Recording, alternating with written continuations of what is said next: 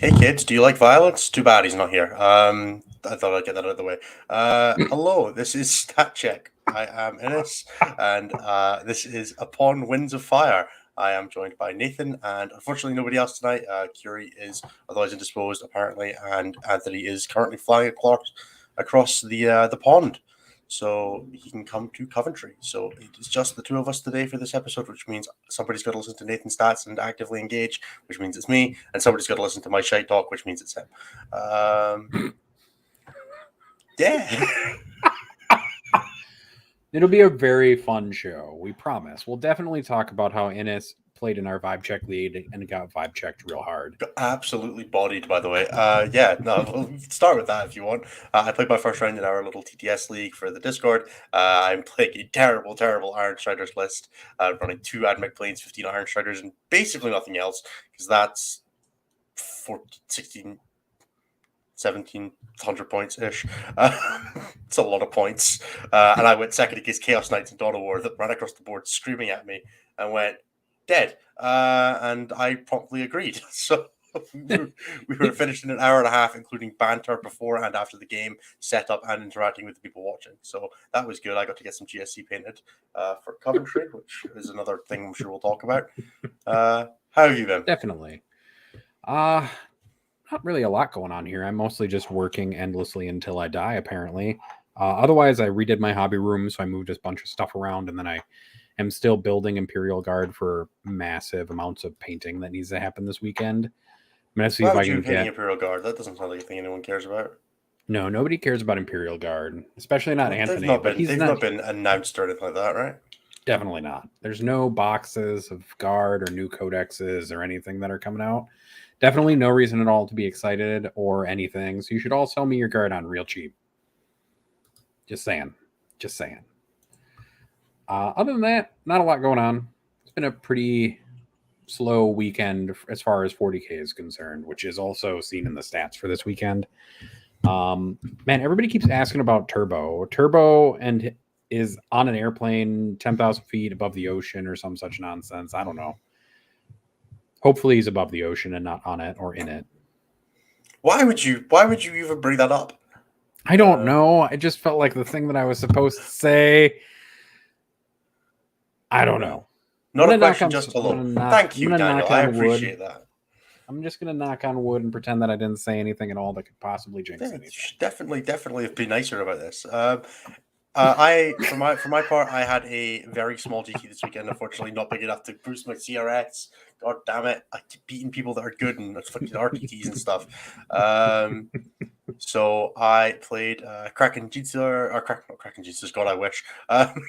Kraken Ravener spam, very based on John Lennon's list. 15 Raveners, Biovore, Double Tyrant, all that fun stuff. Managed to pull out the 5-0 there, which was really nice. Good to get a little bit of confidence back going into Coventry after a fairly disappointing LGT. So good to see that I can still win singles games. Even if it is under a little bit of duress and luck in Tau. I had a really, really nice moment where I went second against Tau on a completely open RTT board. You know how they can be. And the Tau player flew 2 Sunsharks over and went, "Aha! I will shoot you now," and then combined the Sunsharks did 2 damage, which was, I don't think it's average. That doesn't sound average. Doesn't sound right. It feels wrong in a lot of ways. Probably except all in the ways. One way where I won the game, which felt very right. It's true. You got to accept that one part where things work out just the way you want them to. Exactly. It's like, great, I played to my win conditions. This should not have happened, but I played to them. So that means I get to feel happy about the game, even if my opponent is currently beating himself up to the nth degree. I've never seen a Tau player's face drop quite so quickly as when they realize they've not done any damage. It's like, I only killed 4 Raveners there. I mean, it just reminds me of the one game where I watched Votan the Tau into the ground. You know, that there's that look of absolute fright when the Tau player's like, well, nothing of mine worked. Everything's in the open. Please don't do anything to me as I sit here with my ass in the wind. Yeah, there's no chance that Tau being in the open could ever go wrong. Yeah, that was good. That was Rapid Fire, which is it was actually the first GT I ever went to back in 2014 when I was I went to my first GT on my 19th birthday. Didn't tell anybody. Nobody knew who the F I was. And here we are, 19th birthday, 18th birthday. It must have been my 19th birthday. So it must have been 2015. I prefer 2015. 7 years later, here I have finally managed to win it, which was nice. Yeah, finally. I'd been to like 4 or 5 and never won it. It was just in that period where I was good but not quite good enough. Yeah, so I kept going like 4-1 and losing to the winner and stuff like that at them. So it was nice to finally seal the deal, but after they've all retired.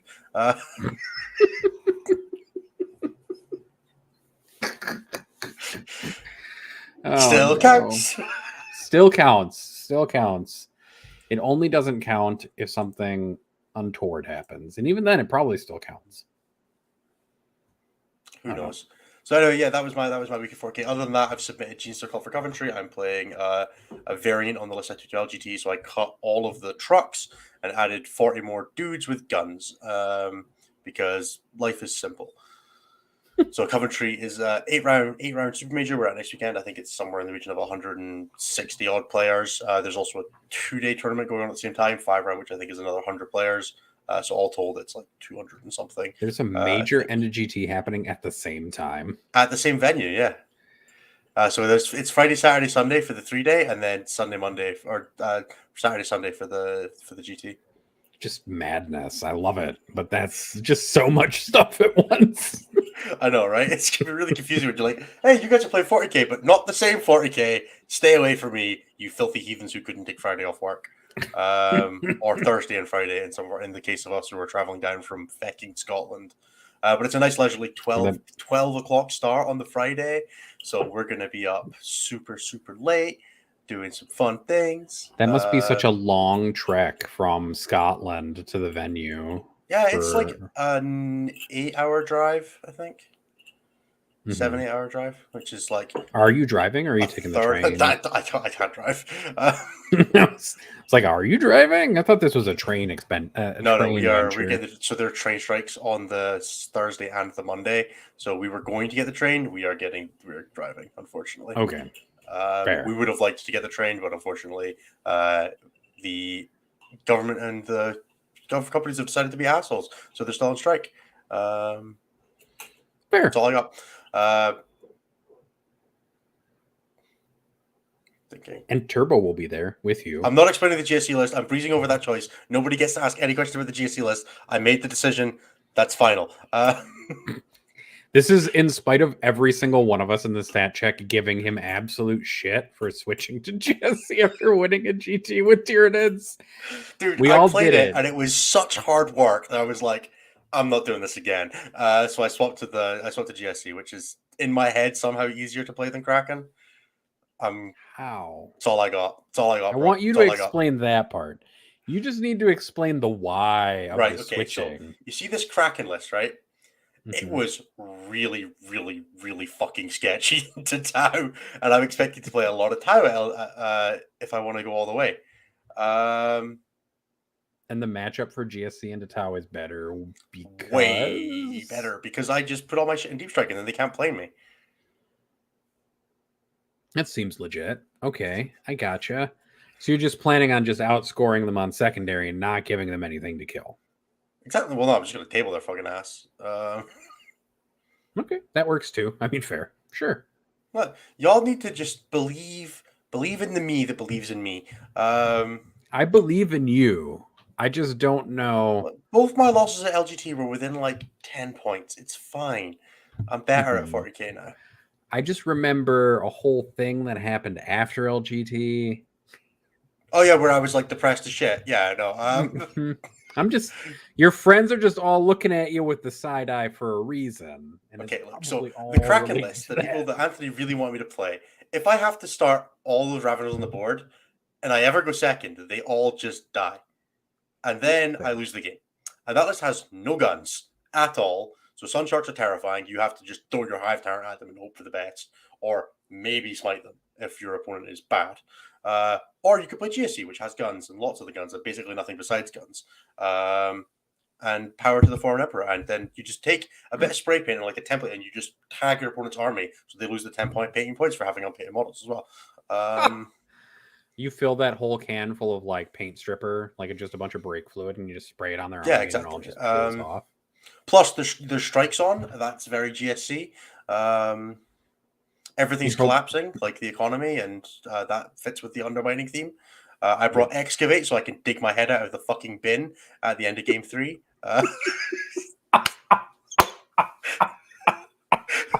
There's a lot going on here that all seems to fit together perfectly. Yeah, exactly. I got from every angle, like how I can come from the angle of below the table crying. I've got a perfect ambush, like how I ambushed myself with my list, because I couldn't think of anything fun to submit. You only live once, Innes. You might as well just have fun with it, I suppose. Here, look, Vic, let's see what Vic is saying. Vic says, but this is Kraken list exposes a lot of medium-sized bugs. You just die. That's what Vic is saying in nicer words. Are you using an argument from authority and using Vic's authority? Someone who's bringing out other alternative Tau Overlords. Then see, Vic knows it's Tau Overlords. Kraken bad versus Tau. GSC nobody knows because nobody plays GSC. You see, undefined meta. Oh.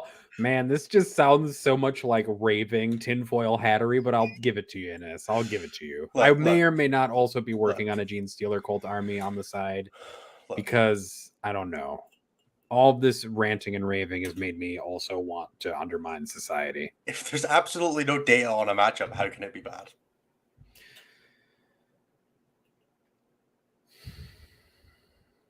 We're going to go into stats now.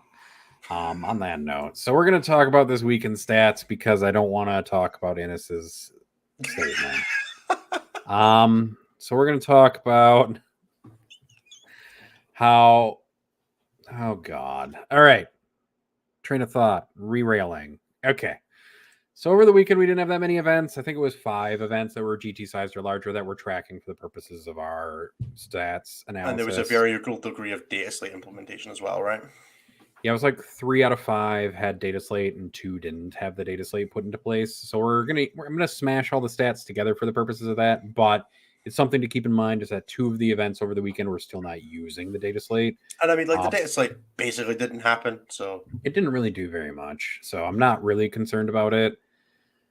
I don't even think it's going to affect that many things in the grand scheme of things. You might see a little bit of truffle shuffling around of like where people are at, but we'll talk about that later. We can preview some stuff that we've got at the end of the month that we should probably advertise. I will say at the top for win rate is Gene Stealer Colt, probably because there were only 5 people, but they did win 62% of their games. So there's that, but none of them got top 4s. So none of them are me. It's fine. Okay. Chaos Demons are actually the thing that I think is more important to talk about. So there were 26 Chaos Demons players over the weekend. They made up 7.2% of the meta. They won 60.6% of their games. So basically 61% and had an overrep of 2.78. That's everybody welcome. Shit. That's some Harlequin shit. And by the way, they won an event. They top 4'd 4 events and they top 10'd 6 people. Yep.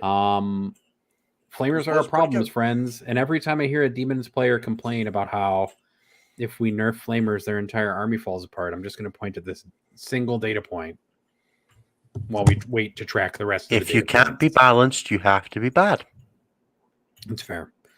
Imperial Knights are scooting in right behind Chaos Demons, 5.8% of the meta, a 58.7% win rate, and a 1.7 for overrep. So Imperial Knights doing quite nice.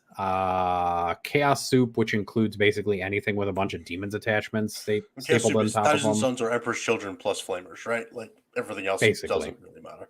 And they're at a 56.2% win rate and an overrep of 1.13. They didn't win any events this weekend. Sisters are next at a 2.26 for overrep, 55% win rate, and 4.4% of the meta.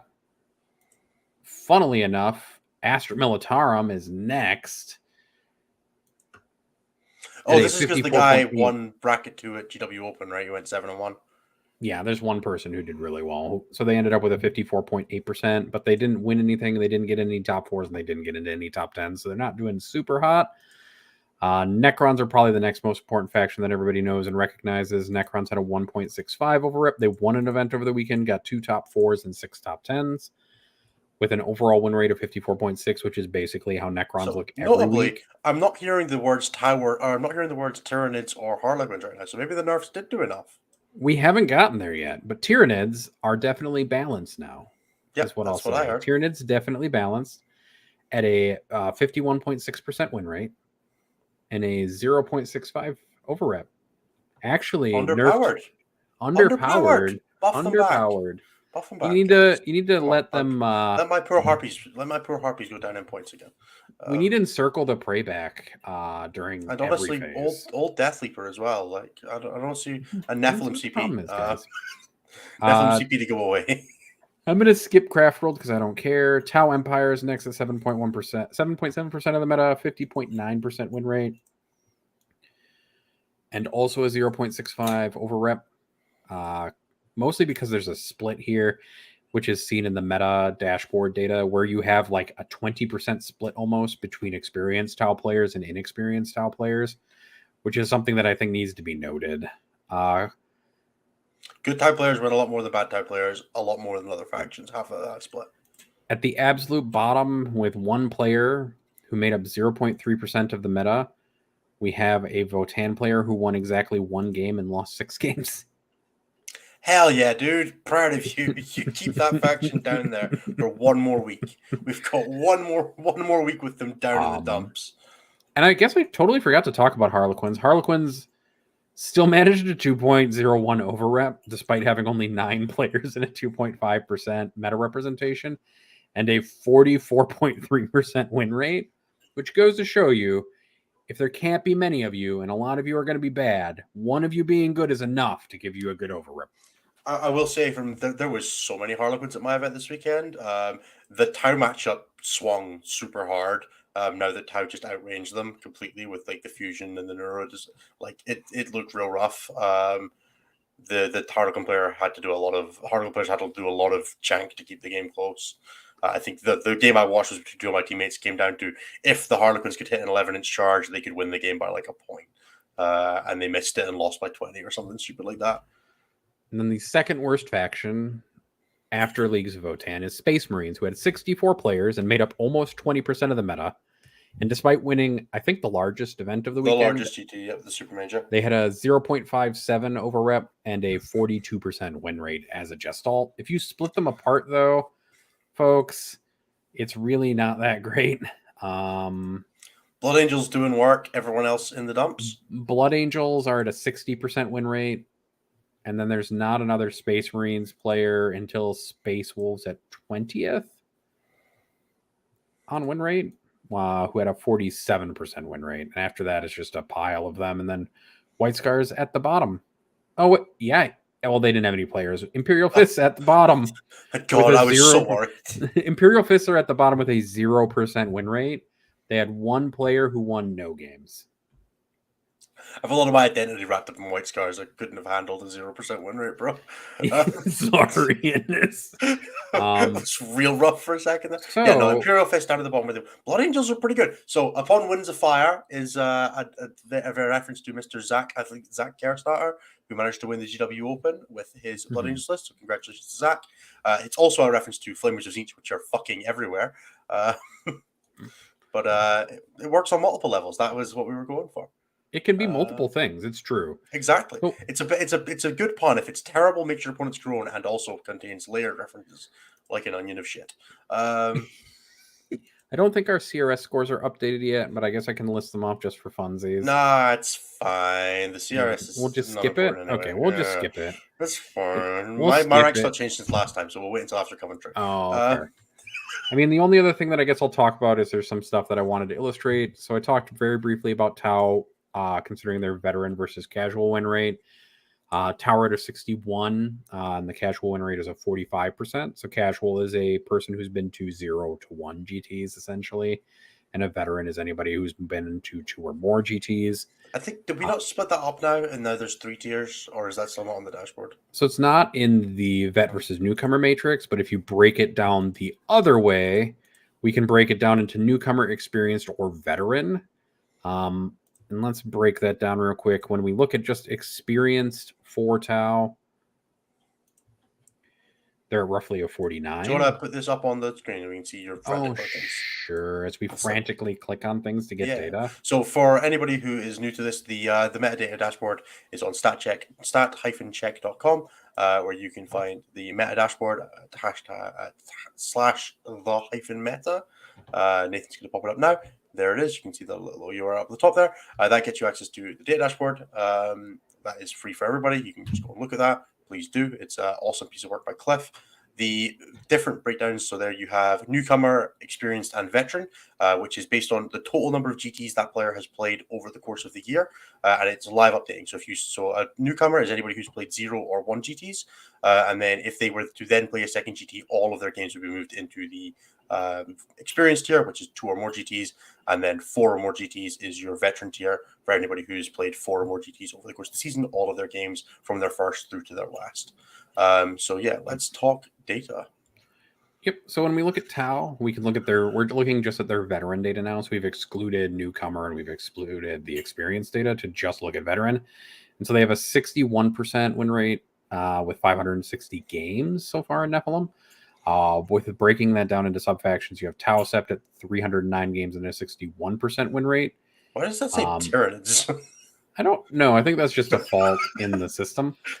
With Farsight Enclaves being a 67% win rate, although I'm assuming as we get into more Votan stuff, that we'll start seeing things adjust, because Farsight Enclaves depends on a lot of wound rerolls to increase efficiency, and Votan just don't care. Negating that with Void Armor, which is on like 90% of their stuff, I think. Actually, I think it's on all their stuff. It's on everything, yep. Literally everything has it. Even the Grimnir who's wearing underpants. Great. Oh yeah, even the Berserkers who aren't wearing shirts. They got Void Armor, bro. The Void Armor is their pectorals. Yep. So we can really look at this data real quick. So this is, like I said, just veteran, which you can toggle here in the player GT Plus experience. And you have this for all of Nephilim. I think we just have Nephilim selected. So yeah, we have Nephilim 1.0 and Chaos Demons currently selected. Now that we've got a new data slate, we'll actually break that into another sub-meta that just takes into account the new data slate. So you have 65% for Tyranids at that point, 62% for Necrons, 62% for Sisters, 61% for Tau, 67% for Harlequins, and then apparently Drukhari are doing okay at a 62% win rate, which is funny because they had no players, no wins, and nothing going on over the weekend. And the GT level. And then we're just going to ignore Forces of the Hive Mind. There's nobody playing it. There's 17 games there. And the next person who pings me about Forces being good, I'm going to be like, yeah. Three people. They're just forcing the issue. Yep. But yeah, this is something you can toggle and you can kind of stare at for a while if you want. You can also do something that I find so good. I just get engrossed and I'm like, let's see if I can find sub factions with weird win rates that I should have a look at. And there's never any good ones. But guys, keep trying those weird sub factions so we don't have to.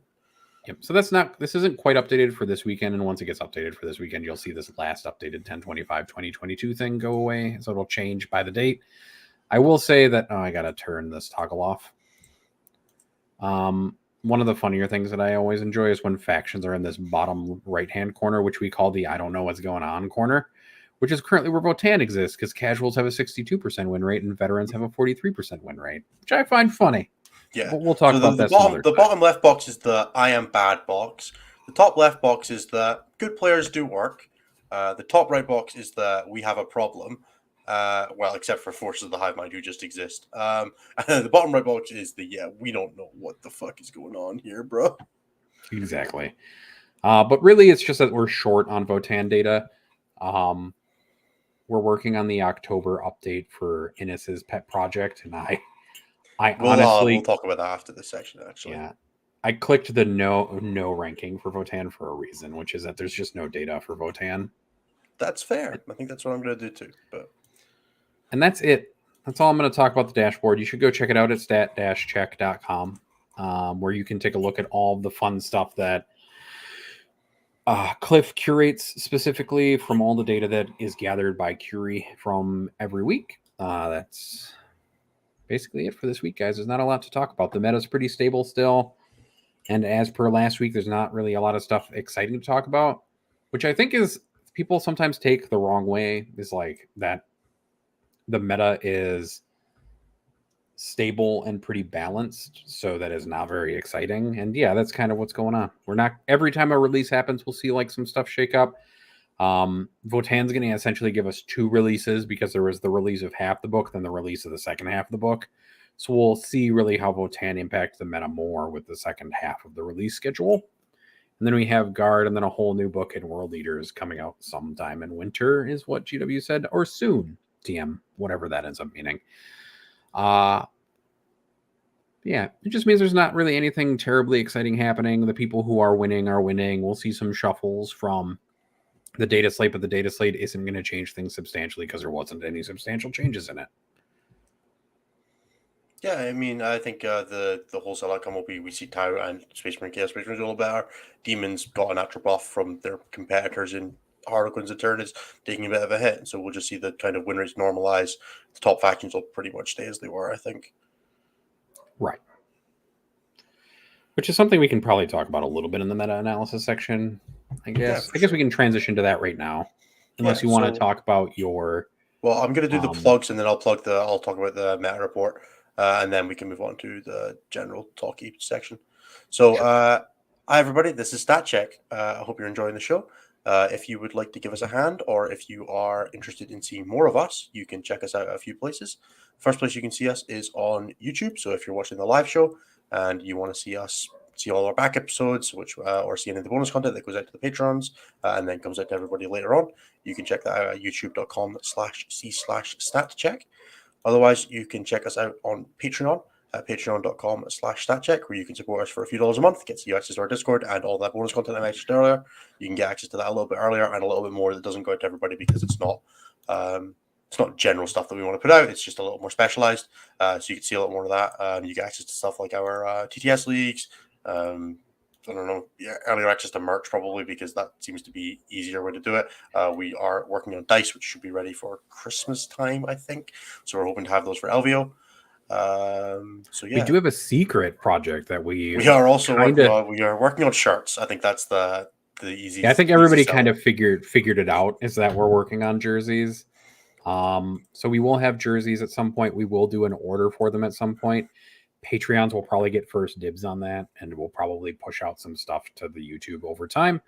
But yeah, we've got a really cool design, I think, going that will. Yeah, I'm a fan. It's a bit different. I like the fact that we're black and white for our logo, so everything works for that. Otherwise, if you are in a position, if you're not in a position to do any of that, and you just want to support the show in other ways, chuck a subscribe, chuck us a like on YouTube, leave a comment if you can. It would be much appreciated, and it really helps us out with getting the word out there.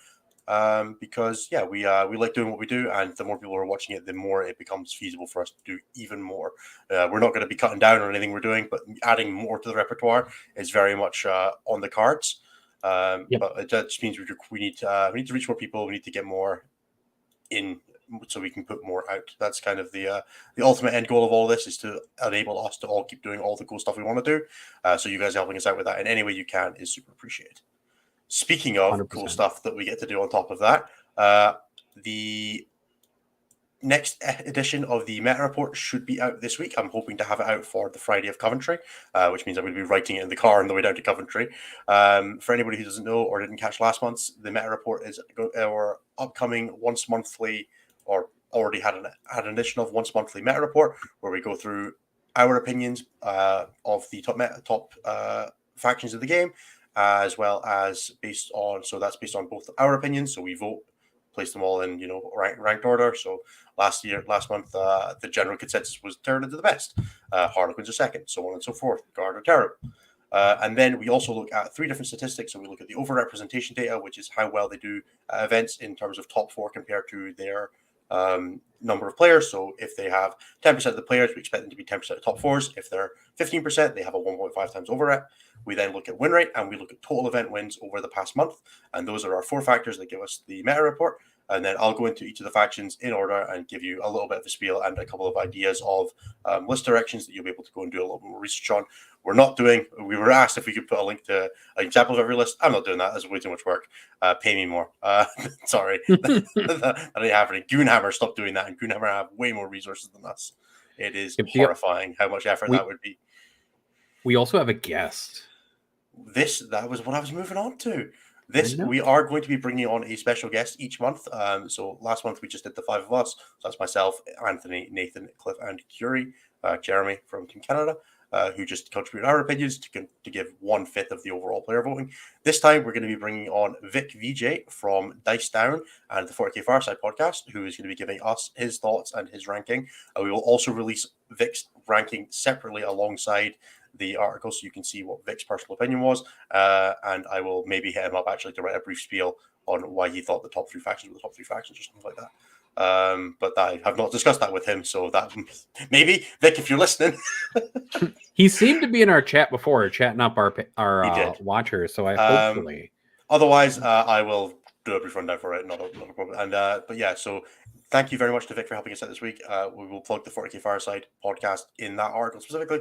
But if you don't listen to it just now, go and listen to 40K Fireside. It is Vic and Dave Gaylord from Dice Down, who are both players in England, who are fantastic at their craft. They're like both top 5 in the ITC right now. I don't know what their exact number is, so I'm not going to say specifics. But they are phenomenal players and both shining examples of the community, and we're super happy to have them on board. And Vic's listening in the chat. Thank you. Look at that. Our guest has officially said that he will write us something to tell us all a you little got to bit do, about guys, his choices. Peer pressure them on air. It's way easier. Where all 30 of our watchers can peer pressure Vic into making sure that he does a thing for us, which we greatly appreciate, actually. Are we going to rip into that War Top 10 characters? No, because Anthony's not here to respond to it.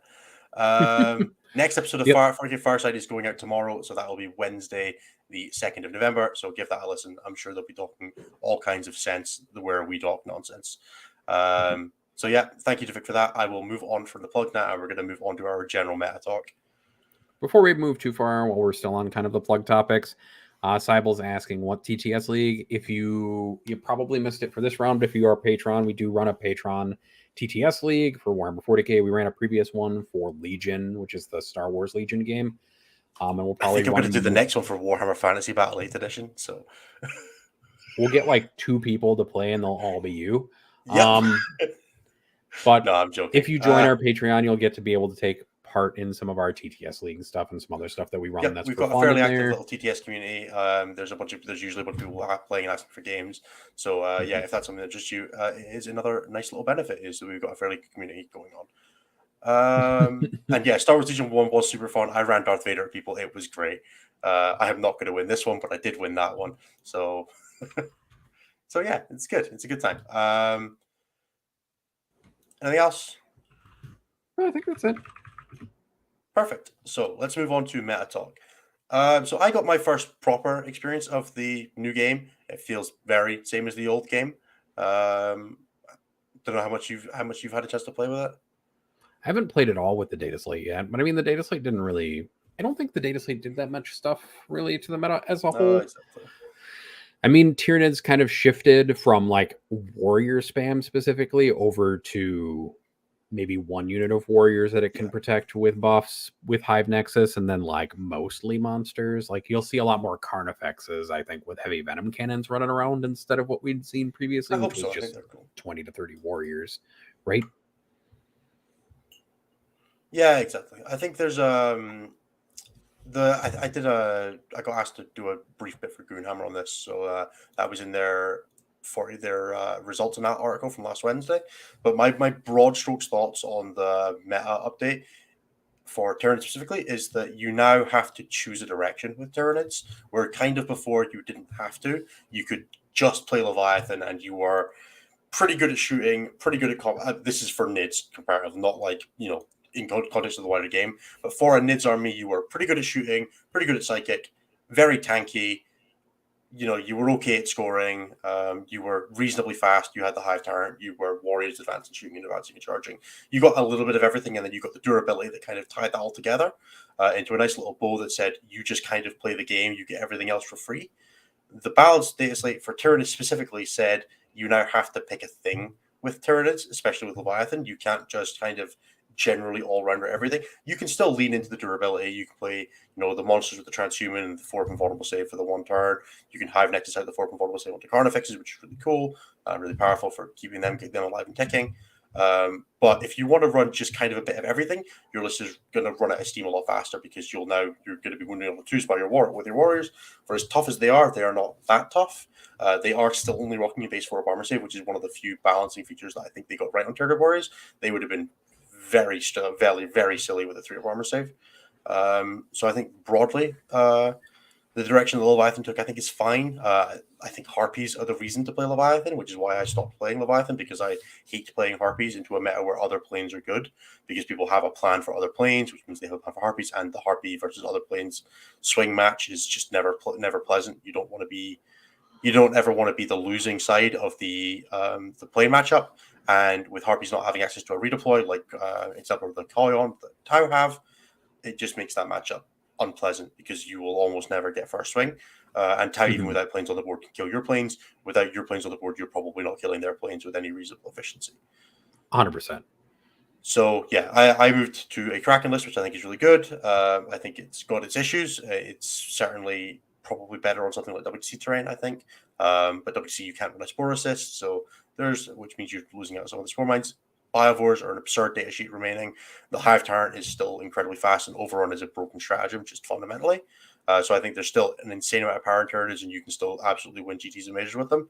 And I think if Tau were a little bit weaker or a little bit less represented in the meta, I would be feeling really, really good about turrets still. But I just think that matchup is just awkward enough that I don't like it right now.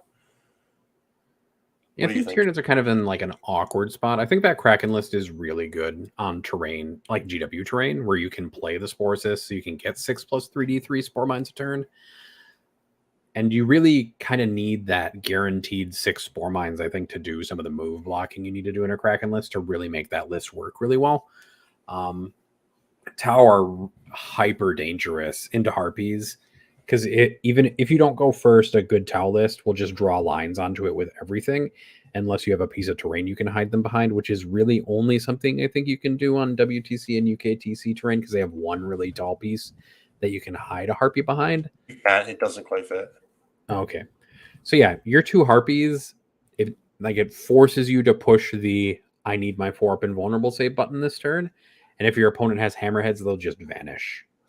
Yeah, and I mean, hammerheads aren't even the problem. It's just the volume of damage to fire is a lot more scary. You can swing around. Like hammerheads are very risky. The problem with Harpies is they also make you kind of list build in a certain way, where you kind of need to keep 2, maybe even 3 CP for them, depending on what adapters you put on them, so that they can be reserved in those matchups, which is just not pleasant. Or you have to run like a Tyrannocyte, which is a super expensive way to do it. It just, I don't know, it changes list building a lot. I think Dave Gaylord has moved on from them, who was the other one of the other top Terran players last season for UKC, this season for ITC. He's moved to Chaos Demons for Coventry, so I think we're kind of broadly feeling in similar spaces for Tyranids right now. It's just that what we were doing before didn't work. We're going to go and try something new before we fall back on the old default, because it's really hard to go from a faction that was super, like, I don't know, it was very all-rounder, and then you have to go in on a specialized thing, because kind of part of why I like playing Leviathan was that it was all-rounder. I would have almost been happier if it had been taking less power across the board instead of all the power out of durability. Because then you would have still been able to do Jack of all trades. You'd just been weaker at it. Whereas now you're still Jack of all trades. You're just also not durable now, which was kind of what I enjoyed. So yeah, we'll see how that tweaks out.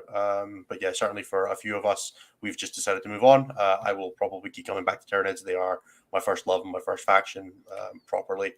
But they are right now not something that I'm super interested in taking to super majors. I really want to play fast shooting armies right now, and I just don't have that outside of GSC right now. So I'm playing GSC. That's kind of where it ended. I honestly kind of felt the same way, but I kind of got I wasn't executing at the same level, obviously, as you or David or Vic were with Tyranids. But Vic wasn't playing Tyranids. Oh, that's true. He was playing more Quins than anything else, I suppose. Was it Quins or was it? Maybe I'm just thinking of something else at the moment. That's okay. I kind of transitioned over to Guard mostly because their new book was coming out, but also because I'm not playing an event until January, basically, at this point. And so I was a little bit exhausted by Tyranids, and it wasn't even the data slate that caused it. But looking at the data slate, it basically shoves you into like one specific shape of list, it feels like, and that is Kraken, and that's kind of a little bit terrain and meta dependent. Also, I don't like Harpies into a lot of matchups, but I also don't like it into the Chaos Space Marines, especially Emperor's Children matchup, where you have like 6 Blast Masters at damage 4 just picking up your Harpies when they ignore all of the modifiers to hit, which is a lot of the protection that you get from in Tyranids is -1 to hit from Venom Thropes or the Transhuman, and it's not difficult to get rerolls in those matchups specifically. So you end up getting hit by a lot of heavy firepower very easily in a lot of those situations. Yeah, absolutely. It's just the Harlequins just take so much time across the board now. It really feels like if you go second against Tau, they're going to get 3 turns to shoot you. They're super vulnerable into like mortal wound spam. Like you can't really justify running like the Laughing God's Eye for the 5-up mortal wound protection. It's hard to keep that in a relevant place anyway. Harlequins are still absolutely absurdly mobile in some senses. The boats are very fast, but the boats don't advance in charge, which means that they can be a little bit difficult for getting into the deployment zone for behind enemy lines. Deadly performance. Their secondaries are still very strong. We Veil behind enemy lines and deadly performance is a fantastic combination for getting you like almost 45 points without really having to interact. Like you have to interact in the sense that you've got to kill units in the shooting phase and get your opponent's deployment zone or take a new objective. But if you're not doing that anyway, you're probably not winning anyway. So it's kind of win more, but it's win more in the sense that by following your direct game plan, you're rewarded with points rather than win more in that if you're already winning the game, this gives you points. I think you also have to outplay your opponent a little bit more, especially if you're playing Twilight, because troops are great and troops can be modestly durable, but those large troop blobs are also very susceptible to mortal wounds, like you said, especially to bombers, which we're seeing a lot of right now. And there are also, I think we are kind of skirting around it. We're not really talking about the elephant in the room, which is that Votann is going to come up to full strength very soon. And we're going to start seeing how that interacts with a lot of these things. And I mean, I've seen a few games more recently with Votann to kind of remind me of it, where armies that have been using full wound rerolls or wound rerolls of any kind to max out their damage are just kind of not working into Votann armies where they have hecatons at T8 and 2-up 4-ups, eliminating the first failed save, and then also you can't reroll wounds into them. And then those platforms are capable of doing a lot of damage to things in between you if you don't position 100% properly. So you end up taking mortal wounds from a lot of stuff, especially from Ymir with beams, but you also can hit a bunch of stuff that you normally wouldn't be able to hit easily as Votann, like those Terminator bricks, and also things probably inevitably like Tyranid Warrior bricks and stuff like that would be protected by Venom Thropes and things like that.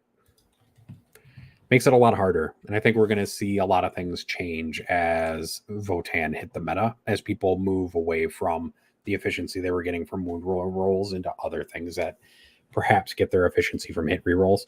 And yeah, Vic, I don't think any of us know what we're playing anymore. Obviously, Innes doesn't know what he's playing because he switched to GSC right before an event again.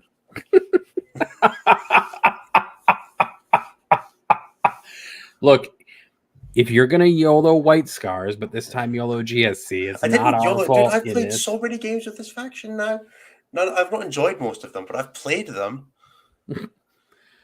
How many games are you at for practice? Are you at a number of practice games where you would feel comfortable with somebody else having played that many practice games going into a larger event? 5 games of GSC now.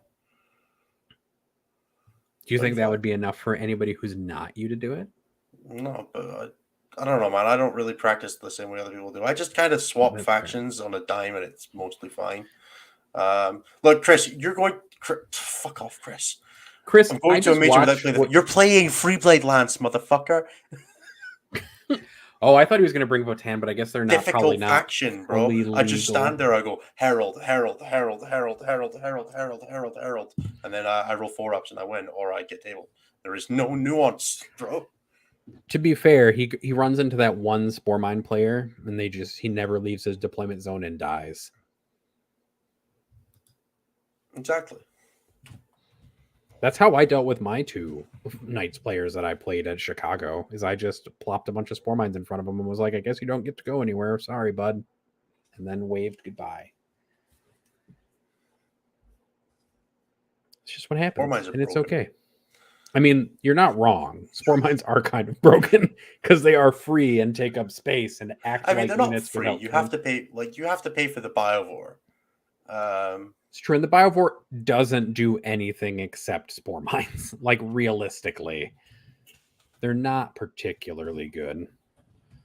Actually, that's a pretty good question. We'll talk about it in our question section, Sybil, which will be coming up pretty soon, I think. We don't have as much meta-analysis, I think, to talk about this week. Although I think there is maybe something interesting to talk about very briefly with Votan and what to look out for as they come up to full power in the meta. I don't know. Are you adjusting your lists now that Votan are probably going to start hitting the meta in the next couple of weeks? It's part of why I like GSC. I think GSC match up pretty well into Votan because I know I've said this before and it's kind of a joke. But GSC die to everything. So Votan, killing you super dead doesn't really matter. Yes. I also just wanted to say, Alex, I agree with you. It sounds kind of facetious, but it's kind of right. And also, their damage output is not super reliant on rerolls, and it's kind of low on AP anyway. And we're pushing through Armor Contempt. So Votan aren't that much tankier than Armor Contempt for GSC specifically. So I don't think it's too bad. I think, and your secondaries are way better than Votan's are. So I think there's definitely still a world where GSC are okay. Fair. What do you think about other factions that will have good matchups into Votan aside from GSC? I think the big demons list can be kind of fun into it if you can connect with them because Votan don't get a lot of screening stuff. Their lists are not a lot of stuff in general. You can definitely connect to them and make their life painful. Especially if you can hold things in with like Scarman and stuff like that. I don't think it's an amazing matchup, but Flamers are pretty decent into them. They're not super reliant on wound rerolls, and you can get like +1 to wound and stuff like that. So they're making land fortresses and Terminators, and that take a lot of saves. Yeah, I don't know. It seems okay. Votan don't have bad secondaries. GSC secondaries are just stellar. I don't know how Brood Swarm made it through QA, but 5 VP a turn is fun. What secondaries did you see this run? Yeah, Brood Swarm and an action secondary and whatever kill secondary works this game. I do think that the fact that Votan have bad secondaries is kind of overstated. Like, they have to kill things with judgment tokens anyways because that's their mechanic for doing damage efficiently. And so they're going to score points from killing your stuff with judgment tokens regardless of the situation. It's not like they're going to ignore your units with judgment tokens to just not score points on them. Unless you can run all your shit away on the last turn in order to try to punish them for it. You just have to judiciously spread it. Don't just spread your tokens to everything. Spread your tokens to some select things and then move them around when things die using your calls. I'm also going to be honest. Your opponent's not going to move judgment tokens for you. They're going to just leave them. We will. Sorry, I'm just going to quickly take a couple of questions from chat.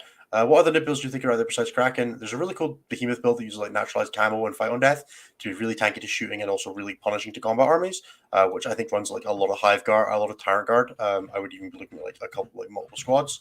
And the Discord invite happen automatically to become a Patreon. It should be as long as you have your Discord integration with Patreon. Otherwise, just fire us a message on Patreon and we'll get you an invite. Oh, Innes, you said exactly what I was about to say in chat. That's funny. That's fine. Do we want to jump on to general questions and we'll just take them for like the next 20, 30 minutes and then we'll finish out because there is no Anthony this week. There is also for Patreons, there is going to be no bonus content this week, but we will try to do a couple like mini live stream from Coventry because there's going to be myself, Anthony, and a bunch of the other ancillary guys hanging about. So we will hopefully try and get some videos there for you guys. But yeah, just with the event being this weekend and Anthony flying cross continent, not had time. And Nathan doesn't do bonus content for some reason. Not that any, because he's got work or some shit. Fucking. I only work like 10 to 12 hours a day, and it's like, leave I know. me alone. It's ridiculous. It's insulting. How dare you? I will say, though, that I've been told that I have a better record into New Zealanders than you do. Yeah, that's probably true. I hear that you're 0-2 into Kiwis now, and I am, in fact, undefeated into Kiwis right now. I don't think I'm 0-2. I think I've played a couple more.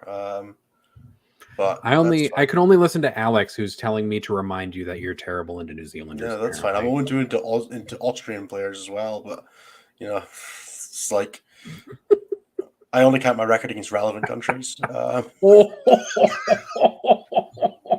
See, I didn't want to tell Alex that I knew that you would just bite back at him and not at me, because it's not me who's bragging about this particularly.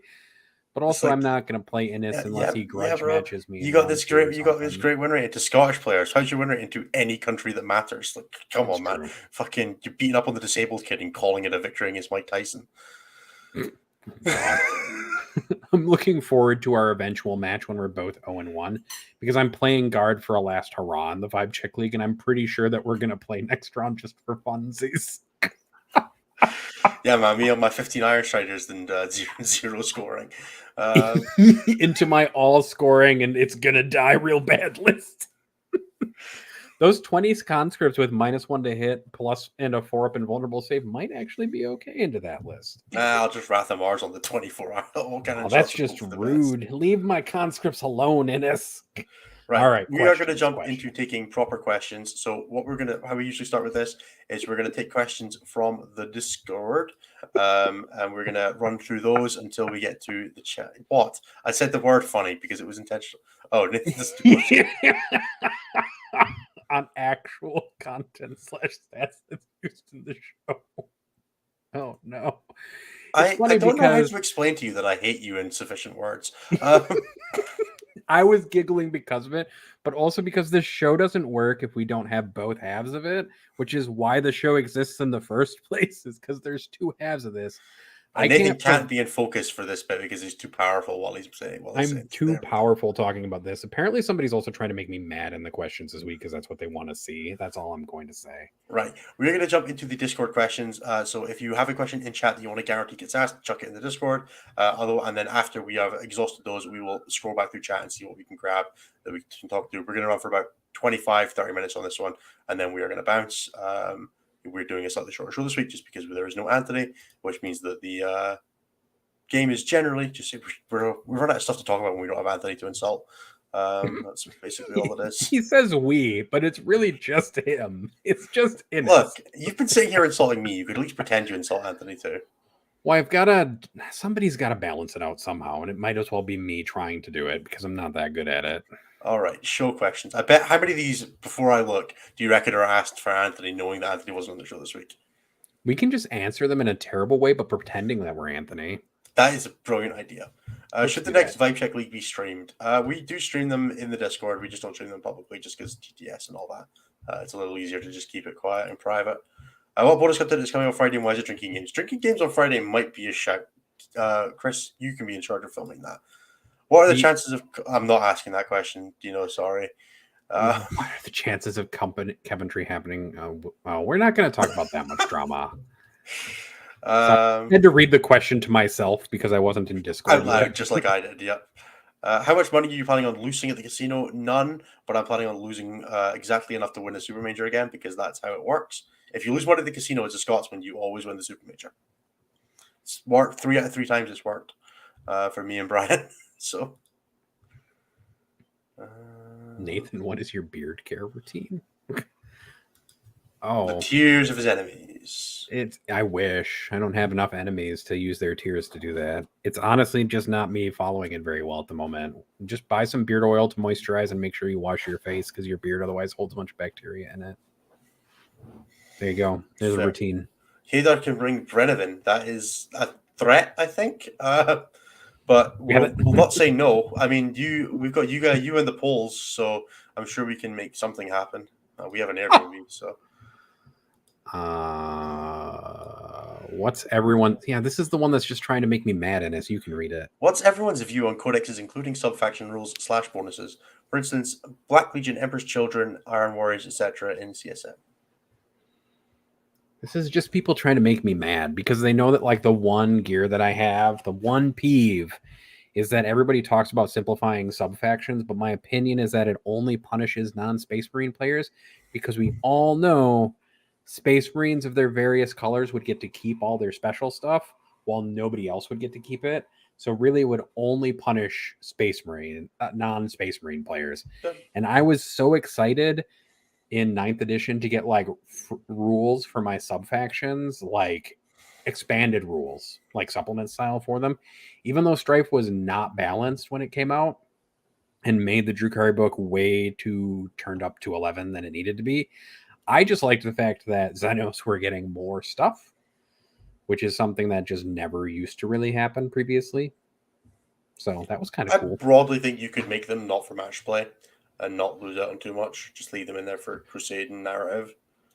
I do think it would be cool if you occasionally got some expanded rules, or at least like they expanded some I don't more on mind some them. of that Like, I stuff. think there's definitely a lot of play in them. And I mean, the Marines are never going to not have them. Marines have had them since like 5th edition. I know they had to give up a rule to get them in 5th edition, but since the Sick Dead Codex, at least they've had proper chapter tactics. So yeah, no, I think it's honestly more of a shame when armies like Grey Knights and Grey Knights, Thousand Sons, and Death Guard don't actually have chapter tactics. They just have chapter things that give them rules, and I don't love that. I think they could have been like even just little bonuses, which I think would have been. So I think it's almost more disappointing when if they're going to do it for everybody. I do agree there needs to be some parity. I do wish that they were more like CSMs where they're all in the one book, which I actually really liked. I think if Marines were more like that, people would have less issue with the amount of rules they have. But also that would be a 500-page book. So I'd be okay with that. Just sell it in 2 parts. One with all the lore. Yeah, just sell it in 2 parts. One with all the supplements and one with all the core stuff, maybe. Yeah, just do it that way. I wouldn't mind that. It maybe just gets expensive for people who don't want everything at that point. I don't care. Punish Marine players with money to play it. Christ. How do I feel about my impending GSC run? Why only 80 neophytes? For new players, what's one thing you can focus on while running the style GSC list? I'm feeling pretty good about it. I'm less confident than I was at LGT, but with more cause to be confident, I think, because I think this is a better list. But we'll see. I am reserving judgment until I see the results. But I don't know. I wouldn't be surprised if I do quite well at this one. I would also not be surprised if I crash and burn. But I'm also going to double down that if I start doing badly, I'm going to drink like a motherfucker. So that will become a self-fulfilling prophecy. Mm-hmm. So we'll see. But I'm more open to the fact that if I do badly because I start drinking, that I'll be okay with it this time, having dealt with my feelings after LGT a little bit. Not fully, but getting there. Well, neophytes, I still like having some combat in the list. I like having a couple of small squads to do actiony stuff. And I don't have 120 shotgun neophytes. I'm currently in the process of painting my last 20 to run 60. And then I am running one squad with all guns so that I can have a backfield unit that's got 24-inch range, which I don't think is optimal, but I also don't hate. I've given it the icon so I can do some cool plays with it, and it'll give me a bit of primary control. So I don't know. I'm fairly happy with the list as is. I could definitely see playing 120, which is obviously what Eric is doing right now. I don't think that's wrong. I just don't think it was a viable option for me deciding to swap to this on Sunday night, 55 minutes before submission. I also think that Eric runs a list that Eric can run and not necessarily a list that everyone else can run. And it's probably not always good to run just 100% sometimes when you don't know if you can run the list the way the person runs it or not. Yeah, I mean, like, I'm not... Eric's a very good player, and Eric plays lists that are designed for Eric, ultimately. All right. We're Turbo. Please let us know when he lands safely, though. Yeah, we will... I'm sure Anthony will be posting updates. He is unfortunately coming to the UK to work for a couple of days. He's going to be staying with a friend of ours, Doug, and then he is crashing his in Oxford and then coming to meet us up at Coventry. So he's actually over here working from home, which is hilarious to me. It's how he's managing to make some of these trips, though, to be fair. Yeah, exactly. He's probably somewhere over the Atlantic, by the way. Just saying. That's where he is. Probably, yes. How much value do you feel there is in being a faction specialist or isolating to a small number of armies if your goal is to make your national WC team? I think there's as much value in that as you can make there be value. If you're going to be a faction specialist, you have to be the best player of that faction in your country. That is kind of, or like at least the second best, with the other player being a general, so you can move on to something else. Like if you're the third best Tyranids player, even if you're the third best player, if you only play Tyranids and there's 2 people above you who also play Tyranids, I don't know, you're probably a lower consideration for the team unless you prove ability to swap. I would generally say if you want to be a faction specialist, pick like a couple of factions so you at least can show that you have the capacity for flexibility, even if you're not demonstrating it right now. that you can say, no, look, I've put up results on Tyranids and also an army wildly different to Tyranids. If you ask me to swap factions, I will be capable of doing that. That will generally hold you in better steam, because the other players or the captain of the selection committee or whoever it is will look at that and say, yes, I see that. That you have flexibility and that we can work with you. But more important than that, talk to the people that are on the team and find out what they're looking for. Because this ultimately selection is always going to be a social process. If you want to make the team, ask the team what they're looking for, because every team will be different. Some teams may love faction specialists, some teams may not like them at all. You will have much better results asking the team that you're interested in applying for than you will asking me, because I don't know the ins and outs of, for Sam specifically, Team Australia, for anybody else, whatever team they're applying. If anybody's interested in applying for Team Scotland for 2024 and they want to know about how they get started on the path to making the team in the future, they should talk to me or someone else who has made the path rather than someone who is looking at it from the outside in. Makes sense. That's all I got. I don't got nothing. Question for Ines. What's the most fucked up American food you're amped to try? So I'm really fussy when it comes to food. Like, a lot of American food I look at and I'm like, there's way too many toppings on that for me to not like half of them. So I'm actually only kind of excited for the food. Like, I don't know. I'm not generally I don't know. I eat a lot of food, but I don't put a lot of stock in food, if you know what I mean. I keep to the things I like. I just eat a lot of that. Not great, but it is what it is. So anytime I look at anything, I'm like, the second you put like mustard or pickles or anything or coleslaw or anything, I'm like right out. I'm like, not a chance in hell. You don't like pickles? Can't stand things. You don't like mustard either? No. I don't want this just to be into like, here's 50,000 foods Innes doesn't eat, because I can go all day. Well, I think we'd actually need to say what foods you do like instead, probably at that point. What I'm excited for, I would like to try like proper barbecue food, because that sounds like a great idea. I have to try some of your chocolate, because I don't know, man. I don't understand how it can be so terrible that everybody online talks about it. I need to try some of the garbage, but like proper, like not like the Hershey stuff we import here. We do have like good chocolate. It's just that we have a lot of bad chocolate. Anything with like high beer. I want to try like proper Mountain Dew. They have to sell your Mountain Dew as energy drink over here, and I don't think they do it properly either. So like, I want to try I want to try all of the vile stuff that is imported over here badly. Just to see what it ends up as. Other than that, portion sizes sound kind of impressive. So what I'm hearing is we need to take you to like Taco Bell so you can have like Baja Blast, Mountain Dew, and stuff like Mexican that. food. Like, yeah, no. It's really to be fair, Taco Bell is not Mexican food. Yeah, no, I get that. But adjacent. Yeah, like I will be taking recommendations for when I'm in New York from the Discord. That is absolutely the thing I will do. But yeah, I am going to. Everything will be filtered through my very, very white bread is spicy palate. Oh no, Innes! Oh no, Innes! All right. Well, now that we've heard that salt is too spicy for Innes, let's move on to the next question before we get it too further. Man, Innes, I just don't want to disappoint. Yeah, look, man. I am not an adventurous eater, unfortunately.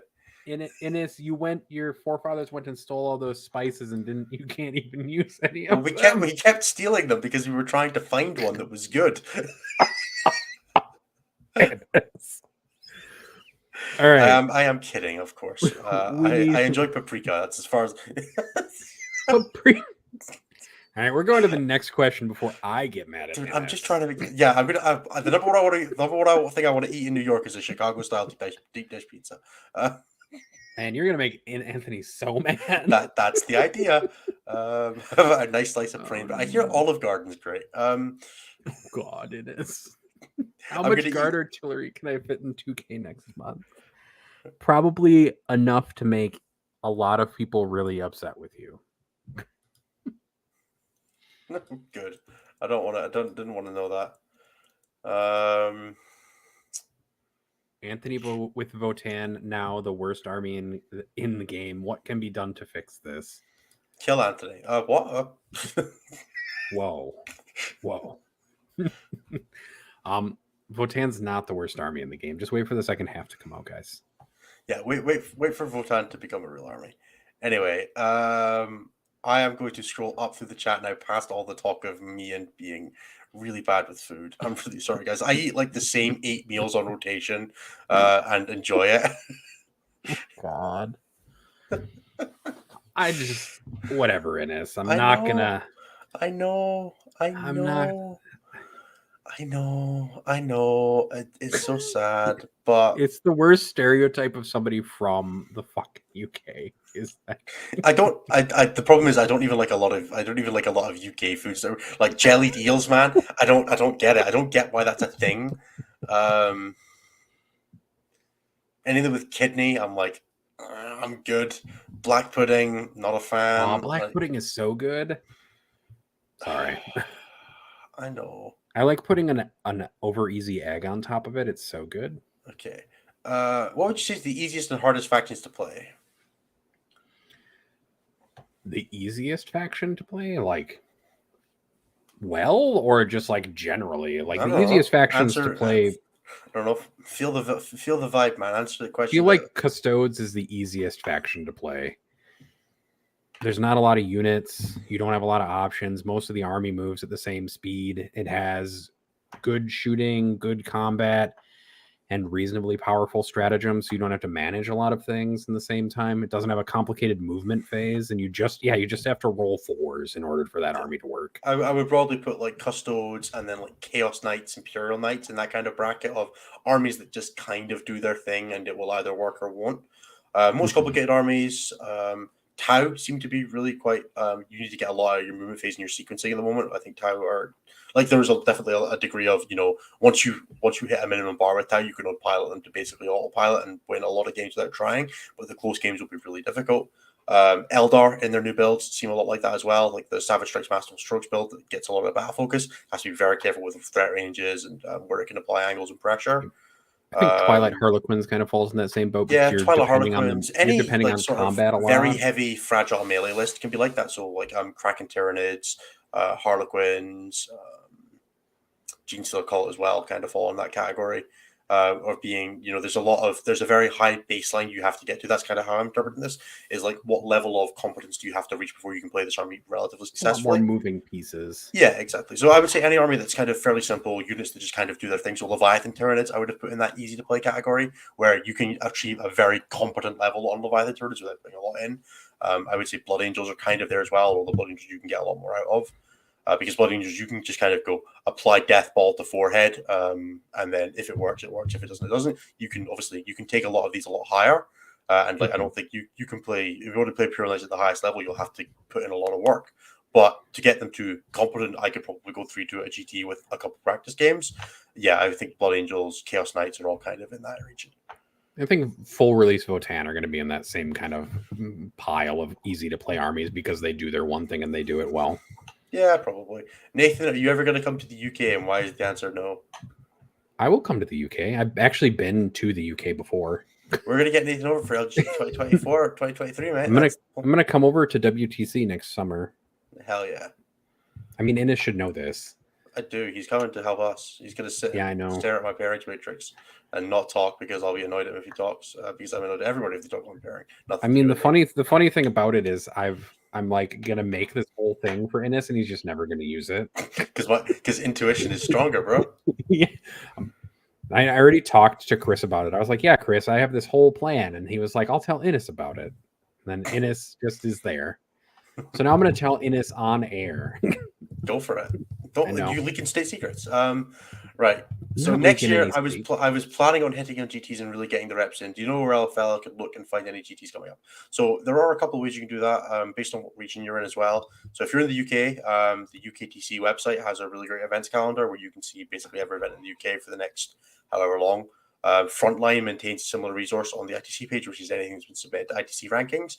You can see on there, and then you should be able to find it through BCP. But honestly, the best resource is to just try and find some local comp players, and either like most regions will have like a store Discord or a regional Discord, or like in this case in Scotland, because we're a small community, we have a national Discord as well as a bunch of regional ones. Try and just get involved with there. The best resource for finding events is to know the people who are going to them already, and just either tag along with people you know, or just show up, and eventually you'll find people to hang out with. Or if you've got a local club and you want to all start going together, that's the goal. There isn't really a one size fits all, but there are resources out there. So I would In say the United Frontlines, States, yeah, in the United Frontlines event States, calendar in Frontline's the the United best one. States. Yeah. Yeah, that's all I really got. It's event finding a 40K can be super weird and hard, but it's definitely doable. Mm-hmm. To answer Scotty D's question about attending events in Australia, make flights to Australia significantly cheaper, and we can talk about it. It's the most expensive place to go right now for me in particular. I'd love to go to Australia. I have actually quite a few friends in Australia, but it's just like $2,000 to fly to Australia. Round trip is too much money. Yeah, that's in a few years thing for me when I'm making more money than I am now, unfortunately. Or if I ever go pro in 4K, which I don't think is going to happen. But, if it ever does, I'll just fly the tournaments. Like, that seems easy. Get us Totally. another couple hundred patron members, and we can crowdfund some tickets for Innis to Australia. I just need some friends in Australia to pay for my flights there, right? You just Work for the need US. you just need to marry into money, Innis. Just marry into some money. Just marry the money. Yeah, that's definitely going to happen. There you go. So unless Brian wants to marry me from Team Scotland, it's not happening. I mean, you need to like ask Brian this. You can't just ask him that on air. You I need did. to ask him that. What?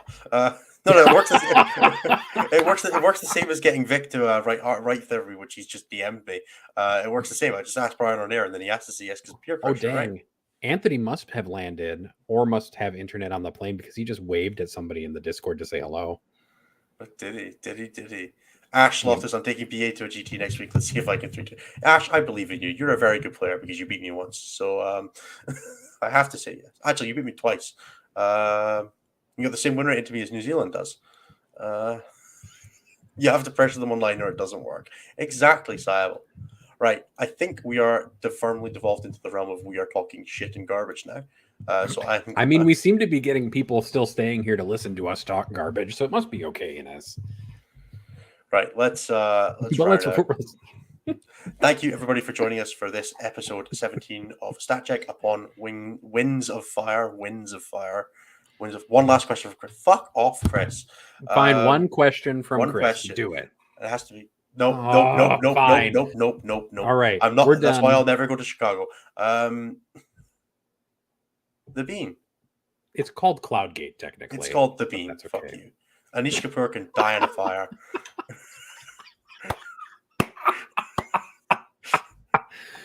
Okay.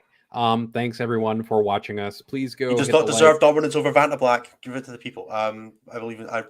Go buy the pinkest pink or the blackest black. Buy from Stuart Semple, really. All right, folks. Thank you very much for joining us for episode 17 upon Winds of Fire. We will be back next week with the results from Coventry. Fingers crossed. Anthony will probably also not be with us that episode because I think he'll be flying back to the States and be super tired. But we will see what we can do. Thank you. As always, thank you very much for listening. If you enjoyed, check us out on Patreon, check us out on YouTube, check out the live stream every Tuesday at around about this time. We should be back to normal for our UK listeners next week because daylight savings in the US is happening, which would mean we're going back to the other shift schedule. But thank you very much, everyone, for being with us, and we will see you next week. And keep an eye out for the meta report, which should be coming out roughly Friday.